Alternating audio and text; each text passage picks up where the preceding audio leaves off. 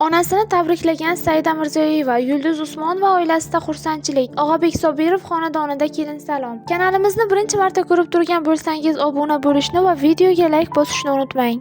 Jahon va o'zbek shou-biznes vakillarining Instagram sahifalariga joylashtirilgan qiziqarli foto va videolarni e'tiboringizga havola qilamiz. Kino rejissyor Rustam Sa'diyev ota-onasining vafotidan so'ng uka-singillariga bosh bo'lgani haqida yozib qoldirdi. O'zbekiston Respublikasi Prezidenti Administratsiyasi rahbari Saida Mirziyoyeva onasi Ziroat Mirziyoyevani tug'ilgan kuni bilan tabriklab, samimiy tilaklarini yozib qoldirdi. Komik aktyor Mo'min Ibrohimov ilk bor AQShga sayohat qilib, esdalik suratini joyladi. Miyamda shunchalik ko'p g'oyalar borki, ba'zan xuddi ichkaridan alohida bir koinot yashayotgandek tuyuladi. Xonanda Shahzoda oldindan yanada katta orzu va imkoniyatlar borligiga ishonchi haqida yozib qoldirdi. Durdona Qurbon va yangi klipda suratga tushmoqda. O'zbekiston xalq artisti Yulduz Usmonova yaqin kunlarda 62 yoshni qarshilaydi va har yili bu kunda Umra ziyoratiga borishni rejalashtiradi. Shuning uchun Nilufar Usmonova va boshqa yaqinlari uni tug'ilgan kuni bilan avvalroq tabriklab qo'yishdi.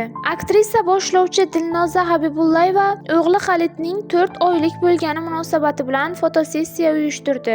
Aktrisa Yulduz Rajabova yangi surati bilan ko'rinish berdi. Parvardigor, mening barcha xatolarimni kechir. Endi onam bilan ko'rishsam bo'ladimi? Huquqshunos Otabek Mahkamov onasining vafot etgan kuniga 17 yil to'lgani munosabati bilan uni xotirlab vafoti voqeasini yozib qoldirdi. O'zbekiston xalq artisti Og'abek Sobirov xonadonida Xorazm urf-odatlari asosida dabdabali kelin salom marosimi bo'lib o'tdi. Xonanda 2-dekabrda o'g'lini uylantirgan edi. Agarda sizga mashhurlar hayoti qiziq bo'lsa, bizni kuzatishda davom eting.